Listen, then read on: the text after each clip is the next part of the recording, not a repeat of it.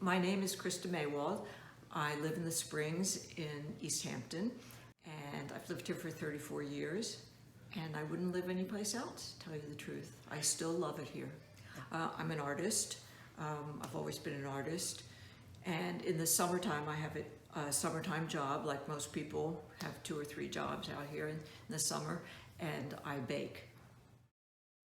I think you have in a way less on your mind, that you really focused on the art, maybe even more, because you're not thinking about where's this going, where is it going to be shown, is it going to be shown, what's happening. So you just kind of pour your heart and soul into the work, maybe a little bit more than usual. Artists are so passionate.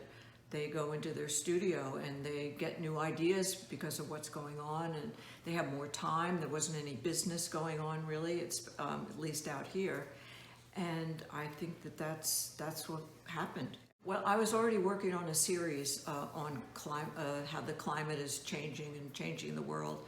And so I just took off with it. I just went in the studio and planned out some ideas to work on. I work in a medium I work in photography, which is quick, but I also work in hand embroidery, which is extremely slow. So between the two of those, I knocked out some new pieces. I know at least 4 artists who died from complications of COVID or having to go in the hospital and contracting it, or having some other illness already and COVID making it worse. The TV was definitely on in the morning. Watch for Cuomo's talk. Let everybody know. He was great to, give you the information, what's going on and the numbers and everything. Baking is always comforting, and I baked every day. At 5 o'clock I'd come down from the studio and bake a lot of cookies. A lot of cookies I tried out. That's my favorite thing to bake.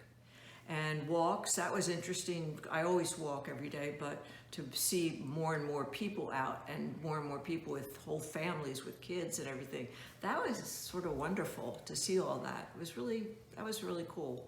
There weren't that many errands to do except to go out and kind of hunt and gather for dinner, and hunt and find toilet paper and paper towels or flour, things like that. Things like that, yeah, that changed things. That was interesting, to actually have shelves be empty and things like that, that other people in the world going through war times have been experiencing for years and years, unfortunately.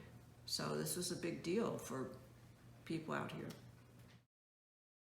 That was the lifeline to socializing, and there were myself and my husband Mark and 2 other friends, and every Friday we would meet for just 2 hours, and we'd each bring we'd have our own takeout food, and we'd sit at each corner of the living room and drink and eat and talk for 2 hours. It was great. We all looked forward to it. We'd switch houses every week. Definitely the mask. Definitely everybody. As soon as you left your house, you put on a mask. If somebody came to your house, you put on a mask.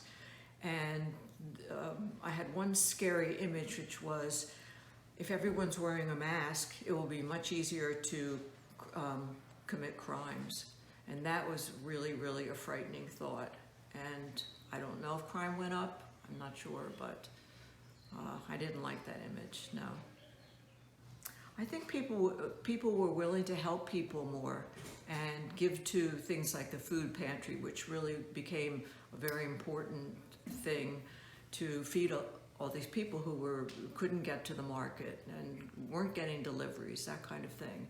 And artists, there were tours that were organized of putting their art out on the street, that you could take these tours and look at all the people's art that they got out of the studio. So small things like that, help to bring a certain humanness to COVID.